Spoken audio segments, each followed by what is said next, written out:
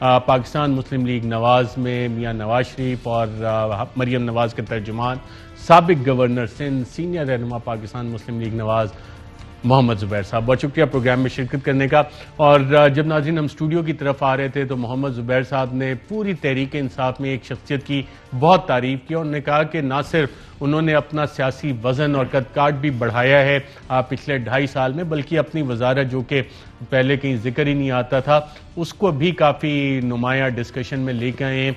और हमारे ज्वाइन कर रहे हैं वफाकी वज़ीर बराए science and technology Fawad Chaudhry साहब। बहुत शुक्रिया आप दोनों का प्रोग्राम में शिरकत करने का। अगर मैंने तारीफ कोई मिस कोट की हो फवाद साहब की जो आप कर रहे थे तो प्लीज एक तो फुली डिजर्विंग, आपने शायद थोड़ा सा कम कहा था। मेरा ख्याल है एक एग्जाम्पल सेट की है कि आपके पास जो भी वजारत हो उसमें आप उसको नुमाया बना सकते हैं। ये नहीं होता कि जी वजीर ख़जाना ही होंगे या जो की पोजीशन है इंफॉर्मेशन मिनिस्टर होंगे तो वही सामने आएंगे। सो एक तो वो फवाद चौधरी की पर्सनालिटी और उनकी जो पॉलिटिकल इंसाइट है उसकी वजह से ही हैज रीएस्टैब्लिश्ड हिमसेल्फ। या फवाद चौधरी साहब के कंधे पे रख के बंदूक चला के किसी और वजीर को हिट तो नहीं कर रहे? मैं फवाद चौधरी ही की तारीफ कर रहा हूँ। दूसरी बात यह है कि फवाद चौधरी ने साइंस एंड टेक्नोलॉजी की मिनिस्ट्री में बहुत से इनिशिएटिव्स लिए हैं। मुझे नहीं पता वो कितने सक्सेसफुल होंगे, बट हमारे जो 90% वज़रा बैठे हुए हैं पीटीआई की हुकूमत में और इम्पोर्टेंट तरीन मिनिस्ट्रीज में बैठे हैं, वो कभी अपनी मिनिस्ट्री की बात ही नहीं करते। मतलब जो इतने ज़्यादा पाकिस्तान के सही चैलेंजेस हैं। और तीसरी चीज़ जो फवाद चौधरी की मैं तारीफ करूँगा वो, और ये पॉलिटिकल डिवाइड से हट के होनी चाहिए, वो पाकिस्तान में जिस किस्म की जो हम कहते हैं ना कि रिलीजन को मिसयूज़ करके और पिछले कितने अदवार से चला आ रहा है, डेकेड से ये एक माहौल क्रिएट किया जा रहा है कि जिसमें आप डर और खौफ की वजह से काफ़ी चीज़ें इसलिए नहीं बोलते हैं कि आपको रिलीजियस बैकलैश का डर होता है। And I think starting with that, वो जो एक लगाए थे जब एक इकोनॉमिक कमेटी बनाई थी, इमरान खान साहब नए नए आए थे तो उसमें एक साहब थे जिनके ऊपर जो आतिफ नहीं 48 घंटे में उनको वापस ले लिया था। तो उस वक्त I think Fawad Chaudhry was the only one who was standing. हालांकि उनको बिल्कुल फंडामेंटलिज्म और एक्सट्रीमिज्म के खिलाफ तो अब कंसिस्टेंट पॉलिसी है फवाद चौधरी इस प्रोग्राम और ये वाहिद कंसिस्टेंट पॉलिसी है जिसकी कि मैं गवाही दे सकता हूं। हालांकि Fawad Chaudhry also to his credit ये भी जाता है कि इन्होंने सेनेट में मुझे पहुंचने से, अपना रोल रोकने से जबरदस्त रोल अदा किया कि जी ये तो देखें जी मोहम्मद ज़ुबैर की मोरालिटी कहाँ गई और ये सिंध से उठ के आ रहे हैं, पंजाब की सीट पर आए और आपका टिकट भी खा गए जी। फवाद चौधरी साहब, ये आप समझते हैं मोहम्मद ज़ुबैर साहब, मरियम नवाज शरीफ साहब के तर्जुमान आपकी इतनी तारीफों से आज इन्होंने प्रोग्राम का आगाज किया है और आगे सेनेट इलेक्शन भी खड़ा है, ये आपको तारीफें इतनी तो आपकी काबीना में कभी तारीफ नहीं हुई, एटलीस्ट जो मुझे इतलात मिलती है इतनी ज्यादा तारीफ तो आपके दोस्तों ने कभी नहीं की काबीना में। और ये लाइव प्रोग्राम है और इसका मुझे बैकलैश अपना होगा।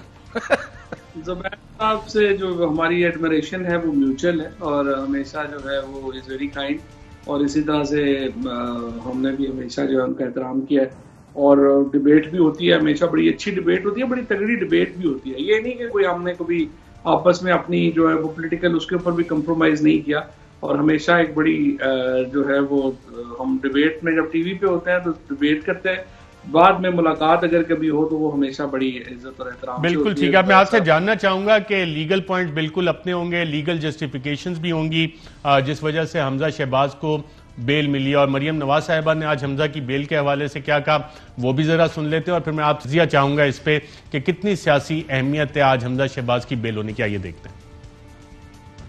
उनका आना आपको कितना स्ट्रेंथन करेगा? बहुत ज्यादा, क्योंकि वो बहुत मेहनती है, अपने काम को, सियासी कामों को अच्छे से जानता है, और उसकी कमी मुझे हर मौका पर महसूस हुई, पार्टी को महसूस हुई। अब वो इंशाअल्लाह ताला आएगा तो 1 और 1 11 होते हैं, और हम दोनों मिलकर इंशाअल्लाह ताला ये मियां साहब ने जो जिद्दोजहद शुरू की है पाकिस्तान के अवाम की खातिर, इसको आगे लेके जाएंगे। जी फवाद चौधरी साहब, आप वकील भी हैं, मनी लॉन्ड्रिंग का केस और टीटीज वगैरह काफ़ी स्ट्रॉन्ग सबूत हैं, चौधरी शुगर मिल वगैरह। इन बेल जिस आर्गूमेंट पे दी गई कि काफ़ी अरसे से पाबंदे सलासिल हैं और केस अभी मेरा ख्याल उस स्पीड से नैब चला नहीं रही जिस स्पीड से चलना चाहिए था। दूसरा, सेनेट इंतखाबात में हमजा शहबाज क्या इफेक्टिव किरदार अदा कर सकते हैं, और ख़ास तौर पे पंजाब में जो MPs हैं जो उनकी बात सुनते हैं? देखिए, जहां तक सेनेट के इलेक्शन का ताल्लुक है तो वो तो मुझे उम्मीद यही है कि पंजाब में तो इलेक्शन जो है वो अनअपोज्ड हो जाएगा। और इस वक्त जो सिचुएशन है उसमें PMLN जो है उसकी 3 सीटें बनती हैं और जो PTI की 3 सीटें बनती हैं और 1 सीट जो है वो PMLQ की बनती है। तो ये 7 सीटें जो हैं ये बिला मुकाबला मुझे उम्मीद है कि हो जाएंगी। और पहले इसमें टेक्नोक्रेट और एक वुमेन सीट की तो फॉर्मेलिटी है, वो दोनों जो है वो बिला मुकाबला पहले ही हो चुकी हैं। सो उस लिहाज से तो हमजा शहबाज का कोई बड़ा रोल जो है वो इसमें नहीं होगा, क्योंकि ज़ाहिर उनकी पॉलिटिक्स तो सेंट्रल पंजाब तक ही महदूद है। और सेंट्रल पंजाब में MNAs भी कोई बहुत ऐसे नहीं हैं जिनके ऊपर कोई उनका, वो पहले ही PMLN में है, सो उसमें नहीं लगता कि कोई बड़ा रोल उनका होगा। जहां तक उनकी रिहाई का ताल्लुक है, देखिए बड़ी सीधी बात है, ये अनलिमिटेड अरसे तक लोगों को जेलों में नहीं रखा जा सकता। नैब से जो बहुत एक प्रॉब्लम हमारा रहा है और प्राइम मिनिस्टर साहब भी इस बात के ऊपर बड़ी कई दफा बात कर चुके हैं, वो ये है कि आप और लोगों की ये उम्मीदें हैं नैब से कि हमें कन्विक्शंस तक मामला पहुंचाना है। क्योंकि देखिए प्रॉब्लम ये हो जाता है कि ठीक है हमारा लीगल सिस्टम बड़ा स्लो है, हमारी चीजें जो हैं वो आगे इस तरह से नहीं चलती हैं, बट फ्रेंकली लोग जो है ना वो रिजल्ट मांगते हैं और वो समझते हैं कि जब आप, पहली बात तो ये है कि जो केसेस हैं, अब स्पेशली ये जो हमजा साहब के ऊपर या शहबाज शरीफ साहब के ऊपर केस है ना, ये देखिए पहले होता था वो बंदा पकड़ लिया पुलिस ने, उसको मार लिया, उसने बयान दे दिया, बाद में वो बयान से मुकर गया। ये जो केसेस हैं ये तो डॉक्यूमेंट्री एविडेंस के केस है, 41 वॉल्यूम की एविडेंस है शहबाज शरीफ साहब और हमजा के ऊपर कि इन्होंने किस तरह से पैसा जो है वो पाकिस्तान से बाहर भेजा। अब ये एक अलहदा बात है कि बड़ा पेचीदा एविडेंस है इसमें, बट 25 महीने से अगर 22 महीने से या 18 महीने से एक बंदा अंदर है तो जाहिर है हाई कोर्ट सोचेगी कि इतना लंबा अरसा उसको रखना मुनासिब नहीं है। इसीलिए हम एम्फेसिस करते हैं नैब के ऊपर कि जब आप अरेस्ट करें तो फिर आप मामला जो है वो उनके कंक्लूजन जो है वो होने चाहिए ताकि लोगों को इंसाफ होता नजर भी आए। सिर्फ इंसाफ होना नहीं चाहिए, ठीक है। उसके लिए मजीद एहतसाब अदालतों की भी जरूरत है, क्योंकि कुछ अप्रूव भी हुई थी, वो मैं आपसे पूछता हूं कि कब तक बनेगी। Fly with PIA and save gold. Register now. Scan QR code and register yourself to get gold and loyalty benefits.